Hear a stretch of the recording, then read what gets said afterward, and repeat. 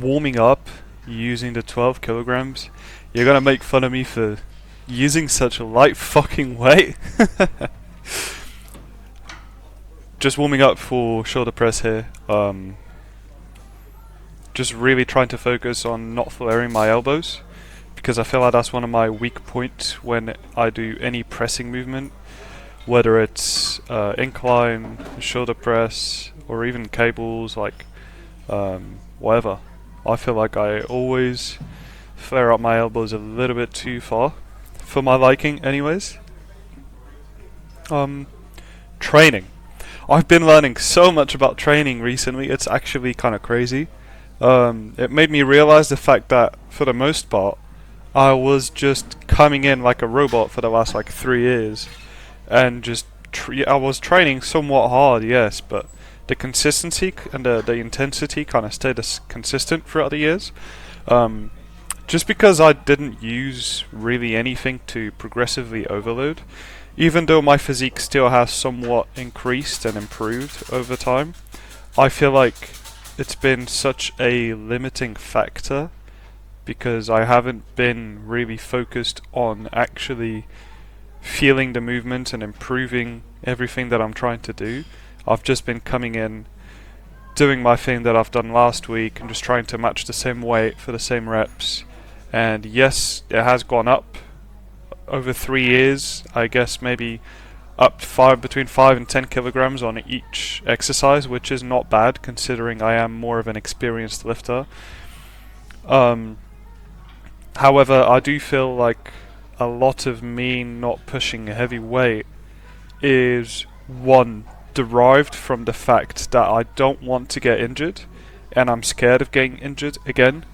And two, because of the fact that I'm scared of getting injured, I'm limiting myself on how strong I actually am, which is not helping my case when it comes to building muscle, because there is no point in me attempting to build muscle if I'm not going to up the weight and push myself and actually try to do heavy movements. Over here I'm doing the 30s max. I think I got like 12 reps. I mean, we're about to find out. But yesterday or the day before, I went to do shoulder press again because I had shoulders and arms again after I recorded this video, because obviously I do it twice a week. And I went up to the 34 kg dumbbells and I got 8 reps, so I'm pretty happy with actually pushing myself now. Since I started pushing myself more on my chest day and doing the 40 kilogram dumbbells, which I have never touched before. I was mostly only staying around 32, 34 kg for incline. And one day I just decided, you know what, I think I'm not pushing myself enough, so I went up to the 40 kilos and it went up quite easily. Literally first set I got 6 reps with no spot. Second set I got another 6 reps, again with no spot. So I feel like a lot of you not being able to push heavyweights is more of a mental limitation than anything else. Especially when you consider the fact that we're all really, at the end of the day, scared of injury. That is the only reason why us hypertrophy guys don't really like to push ourselves too much, because that's the one thing that will limit your ability to look good at the end of the day. Is injury, tearing a muscle or anything to do with injury will really limit the way you look and the aesthetics that you can have in the future. But at the same time, it can be chronic to the point where you genuinely stop yourself from even getting close to failure. Not even failure, but you'll mentally just stop yourself from realizing that you are stronger than you are. And you think you're going to failure at a weight that you've been doing for like months, when in reality you can do like 5, 6, 7, 8 kilograms more than that for the same reps and be the same amount of reps from failure. Pump cover comes off. Ooh, big scary motherfucker in the building. Guys, I'm literally the smallest guy in the gym. But I'm looking somewhat lean. Obviously I've been in my chicken, potatoes and salad diet at this point. I think it was the 4th day or the 5th day. So I am extremely depleted off of carbs. I have had not even, some days not even 150 grams of carbs, which is not great because I feel like my energy is through the floor right now. I have no energy, and it's all coming from fats right now, and even those aren't very high because I'm already decently lean. I mean, I don't want to say I'm lean. I have abs showing and whatever. I'm definitely around 15%. I do not want to get anything below 11, which is the goal, and I only have about 2-3 more weeks to get there. But considering the intensity of the food and the diet that I'm doing and how much I'm working out and the amount of stuff I'm doing outside of working out, it should be pretty doable of a goal. Here I'm doing bicep curls. I feel like everybody definitely overcomplicates bicep training, and I posted that on my shorts and reels and whatever else, and the comments literally proved my point. They were saying, oh, but you're not working out your oh, what the fuck is it called, bro? What? Your side bicep, whatever it's called. I forgot the name now. But yeah, your short head or whatever. I forgot what they actually said. And what I said to that is, you don't really need to, unless you're a specific, like, future bodybuilder, or you want to actually become more advanced lifting. If you're just a beginner, or you're even intermediate, or even actually like me, and I've been going to the gym for years and years, you don't really need a lot of bicep training. Like, and I know I don't have the biggest biceps in the world. I mean, they are 17 inches. But, you know, I don't really want massive biceps as well. I'm mostly trying to focus on my triceps. Which, again, I feel like everybody is overcomplicated. Overcomplicating. Fuck, I can't speak today. I can't speak today. Everybody is overcomplicating tricep training as well. Simply by the fact that I see guys doing like straight bar pushdowns, and then I see them like half an hour later doing like single tricep pushdowns when they've already done straight bar, which is basically the exact same movement, so you're just wasting energy. Why didn't you just go harder on the straight bar pushdowns? You know, go a little bit heavier, stop being such a fucking bitch, and you don't have to do 2 exercises with the same movement, you know? That saves you energy, gives you more muscle stimulus, saves you from doing the same movement again, which will provide you no real profit on your muscle growth, realistically. I mean, yes, you're doing more sets of that exercise, but you could have just done 1 more set of straight pushdown and gone a little bit heavier on each set, and you wouldn't have had to go back and do that exercise again, realistically. Really, you only need 2 exercises for your triceps, which are your overhead and your pushdowns. That will work your long and your... I don't even know what the fuck I'm saying, guys, but basically you just need to push up and push down and you'll be fucking set. You don't need to do anything else. You don't need no fucking cuffed bench with the cable pushing it and fucking, like, you don't need all those attachments and all that fucking science-based lifting shit. Yes, I believe in science-based lifting, but I think there's a place and a location and a time for it. I don't think you need science-based lifting to actually properly gain muscle, and I think it's ridiculous that some people say you do.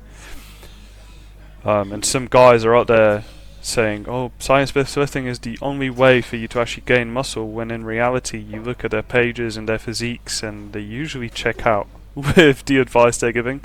And again, I'm not claiming I'm super big. I'm by no means the biggest guy in the world, but I do think I've got a decently big physique, and I've never really trained science-based. Even though I literally study sports science, I still don't train science-based, because I think it's fucking gay, to be honest. I think it's stupid. I think you're in the gym to enjoy what you're doing, not to be a lab rat. Like, yes, if you're going to the gym and you enjoy, genuinely, you go in and you enjoy science-based lifting more than you enjoy pushing heavy weights and like throwing weights around, then fair enough. you do that. If that's what you genuinely enjoy, then go do it. Just don't try and shove it down other people's throats, is my opinion. And that's going to be very evident on this exercise, lateral raises. I like to go heavy on this. The form isn't perfect, no, but I feel such a good contraction with the way I do it. I genuinely don't really care what the form looks like on this one, especially because the only really other muscle group that you can work during this, or that gets worked when form decreases, is your traps. And I don't mind my traps being worked a little bit extra because I went years without focusing on my traps specifically, so they kind of need to catch up to the rest of my physique anyways. On another note, I feel like I have so much to talk about. The study I'm doing for my university degree is actually so interesting. We are comparing muscle activation at different tempos of exercise, specifically squatting, on the quad muscles, which is just extremely interesting, especially for the stuff that I do. It's so eye-opening, showing me how much it activates doing like isolation exercises or slow tempo exercises, whatever, or what the fuck is it called? There's isometrics. It's like an isometric hold at the bottom. You hold it for 2 seconds. And the other one is a slow eccentric. I believe it's an eccentric. I'm not sure. But it's so interesting to see how muscle activation reacts to those different types of squats. And it kind of shows you that there are so many ways to train. It's kind of crazy when you actually think about it. Oh my god, you fucking bitch! You've been on that bench for like almost an hour. Yes, I know, guys. I know. I feel like a robot sometimes training at the moment, especially because I've not just started a new split, but I've just started the idea that you actually need to stick to a split for longer than I thought I did. So previously I was doing about 6 weeks on a split, and then I would do a deload phase and then change the split. I think I'm going to benefit so much more from doing the same split for a longer period of time, as opposed to changing it every 6 to 8 weeks. And so far it's been showing good. I think I'm 7 weeks into the split now, which is chest and back, shoulders and arms, and then legs, Arnold split. And it's been showing such good results, to be honest. I've never ever improved this much before. And the lighting in this gym is pretty mid, I'm not gonna lie, which is why I'm so hesitant when it comes to recording specifically YouTube videos. Because short form content, I can kind of get around it, and you know, I don't have to get loads of different shots and loads of different angles and whatever. But when it comes to YouTube, it's going to be a lot more raw, and I don't really put like filters or play around with the effects or whatever. I don't play around with the brightness, with the shadows, any of that. I just keep the footage raw as it comes. So it looks a lot worse, and my physique looks so much more flat than it looks on short form content, which is kind of humbling. A humbling experience. It's also why I can't wait to change to a decent gym one day. Well, this gym is really good, don't get me wrong. The equipment is really good. The facilities are amazing. We get a pool and a sauna included, which is crazy, because we only pay like not even £20 a month. So I am definitely going to miss that, but at the same time I'm getting tired of the new like techno gym future kind of look, which is like, just look at it, it looks so pathetic.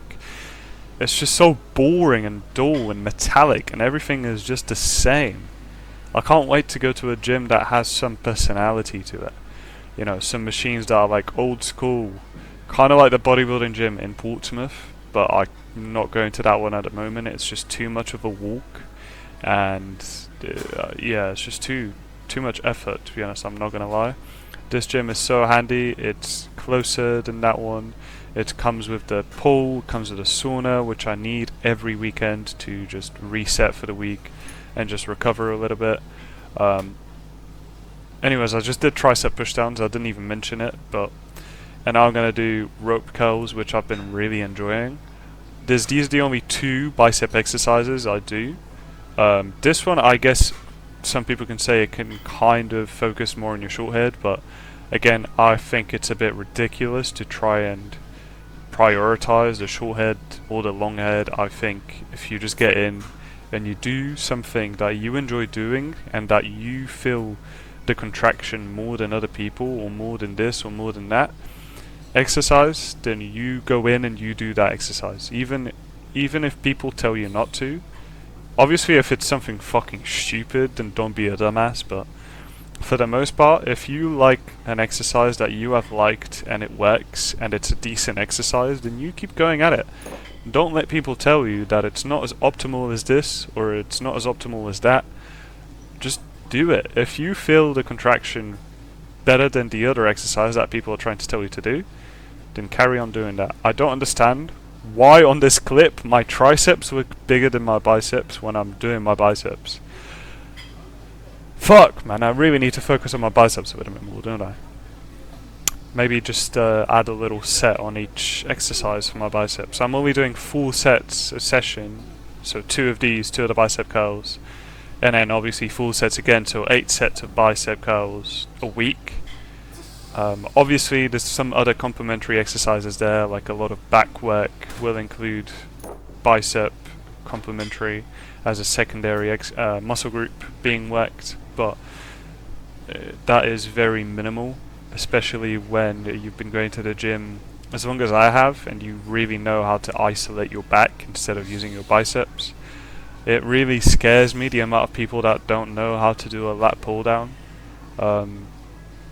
And the reason why they don't grow their lats. I can't really say anything because I've only just recently, a few months ago, really focused on it and really figuring out the best way to do the lat pull down. Because I feel like I was one of those people, and that's why my lower lats had never been growing a lot. And since I've focused on it, the contraction of lat pull down is so much better. This is a perfect example. That kid in the background doing the lat pull down. I know he's a kid, he looks like he's about 14, and that's about when I started going to the gym irregularly, just for fun. And like, yeah, he doesn't need to be in the gym doing perfect form right now, but if I saw that in person, I would have gone over and tried to help him, give him a few tips here and there. It would have saved him the next 2, 3, 4 years of doing lat pull downs wrong and not gaining a substantial amount of muscle because of it, and instead potentially injuring himself, because a lot of people do overextend their arms on a lat pull down. You don't need to go all the way up on a lat pull down. That is the main thing about it. Your lats don't stretch any further if you let your scapula go. If you extend your arms all the way, they do not stretch any further.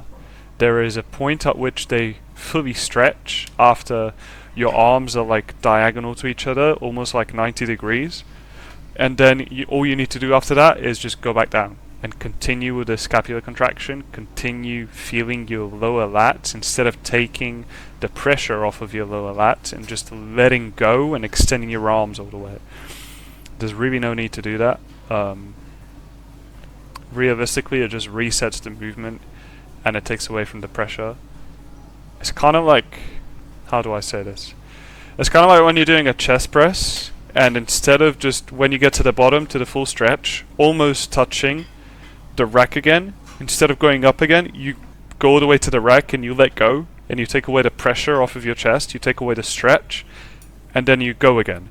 Not only are you having less of a stretch because you go to the full stretch and then you let go, so there's no longer that pressure on that stretching position of your chest, but also you need to reset the start of the movement. You need to get into position again when you grab the handles again and start the tension again, which one is just unnecessary energy expenditure. You don't need to be using that much energy again to lift the weight up one more time when you already had the weight in your hands at the stretching point the biggest stretching point. So realistically, it's kind of like the exact same thing. For that, there is no need for you to be doing that. But yeah, I feel like I've been watching a lot of Marcus Brown lately. His videos are really good and really knowledgeable, to be honest. And just the shit he's doing is just so motivational, and really aspiration. I get a lot of aspiration from him, to be honest. He's mostly the reason why I want to be with Gymshark in the future, and hopefully it happens one day. I hope so, really hope so. And as much as it's not about physique, I do think, again, that I have a decent physique to be able to let it hold some sort of weight in my ability to do so. Even though I'm trying to derive from that, I'm trying to derive from the fact that the physique realistically is what holds people to their fitness content. I don't want that. I really don't want that. I'm trying to actually show more of my personality with these videos, and I think I'm going in the right direction doing so. I think I'm really just trying to make the most of utilizing what I have. It's hard to do so without someone helping you and recording the raw moments. You kind of have to set up a tripod, which makes it a lot more like cinema feeling. It doesn't feel as authentic. It's hard to show your personality. There's no interaction with it.